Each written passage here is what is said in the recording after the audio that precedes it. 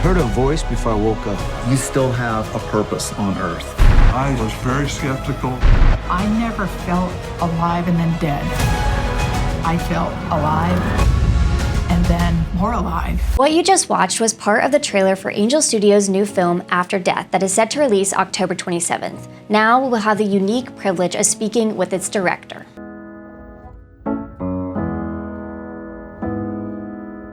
I'm Taryn Rose with MRC-TV. Today, I have the honor of chatting with After Death director Stephen Gray. Stephen, I want to thank you for being here. Thank you so much for having me. Stephen, would you mind giving our viewers an idea of what this movie is about and your motivation for creating it? Yeah, so After Death is a feature-length film that explores the question, what happens after we die? So we have 14 different people who clinically die between seconds to an hour and 45 minutes is the longest that we have in the film, as well as doctors like neurologists, cardiologists, spine surgeons that kind of discuss the topic of near-death experiences.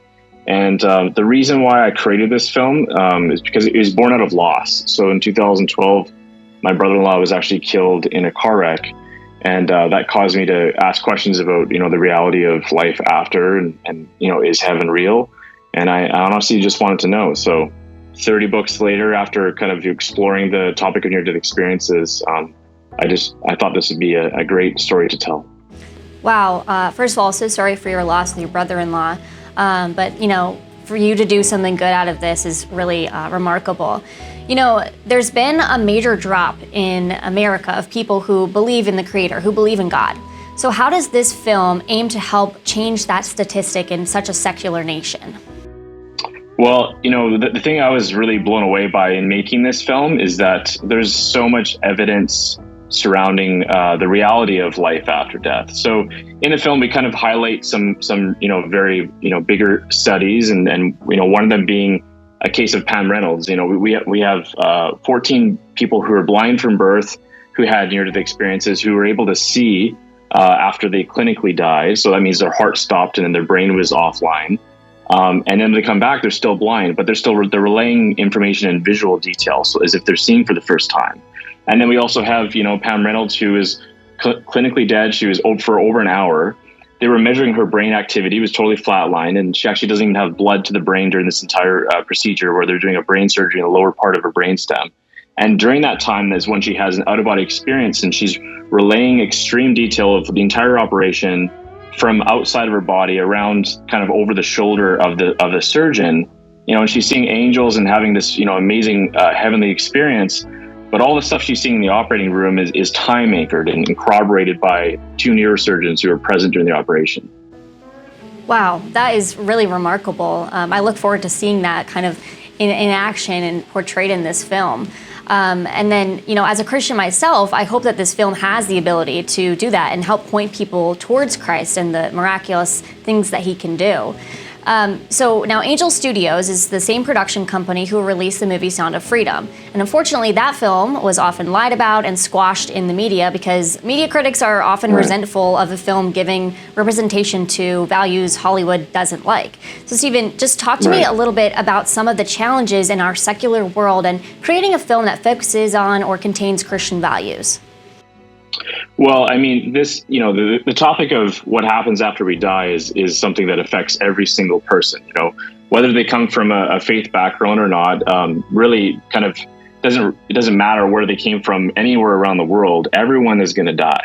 And so this is, this topic is something kind of at the top of mind of everyone, especially today in the world environment we live in with wars and all of that, right? I think, and even coming from pandemic, there was a lot of questions about mortality and all that, right? So I think this film's coming out at a perfect time, but it really addresses, the reality of life after. And I think it's going to give people a lot of hope. It gave me a lot of hope in, my grieving process and just secured my faith, knowing that I'm going to see my brother-in-law again. And so my hope is that this film kind of does that for other people, what it did for me. Yeah, absolutely. That's obviously a really challenging thing to go through. And hopefully this film can be something that people who are of faith and are not of faith can still relate to. Speaking of how people react towards it, some reviews of the film, or at least the trailer, are already out. And a reviewer for IndieWire even called the religious film religious propaganda.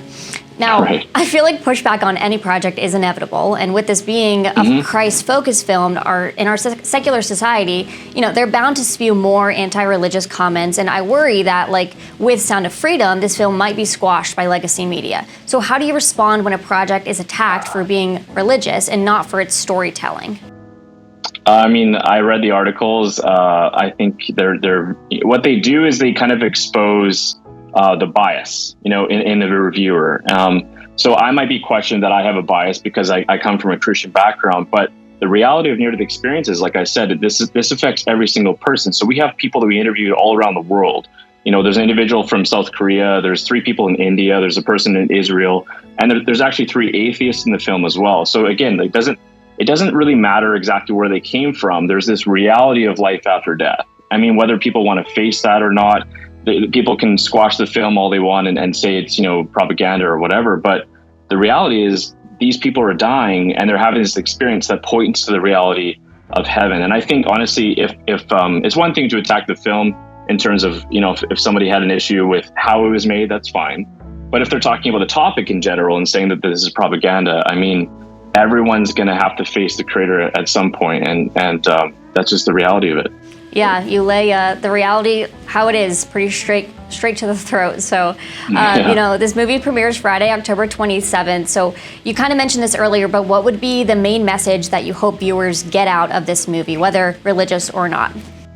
Yeah, well, there's multiple takeaways. Again, one is hope. Is just that if we're losing people here, like I've lost, that we can see them again. That we're going to have that reunion.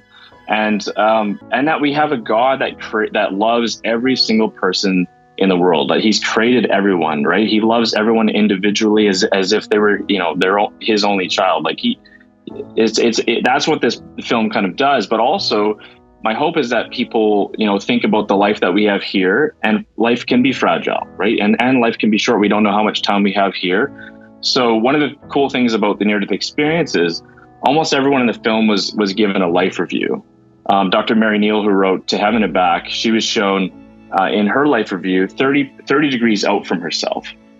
So she's seeing people, that's not 30 people, it's 30 degrees of people out from herself. So very far stretching, that she's never going to meet. And the little actions and choices that she made in life actually affected people that far out, which is incredible. So it's kind of like there's this ripple effect that we have in our lives. And so my hope is that when people watch the film, that they consider the time that we have here, and if there is life after death, what could that mean for our life here and how we're living kind of with an eternal perspective. Wow, that is a beautiful message, and I hope that the people that do watch it can kind of have that action and facilitation of action post watching the film. Anyway, I wish you all the success in this, Stephen, and I just want to thank you so much for your time and for coming on. Yeah, thanks so much for having me. I'm excited to hear of the reactions of people. An independent film, opening weekend is really critical, just to kind of show the box office, like how long this film can stay in theaters. So my hope is that people, show up and turn up on the opening weekend and that we can spread that hope. This film is all about opening the eyes of the secular, anti-Christ society we live in to faith and hope. While the odds are stacked against the movie due to the fact that it focuses on God, it will be played in more than 2,000 theaters, so I encourage you to find one near you and give it a chance.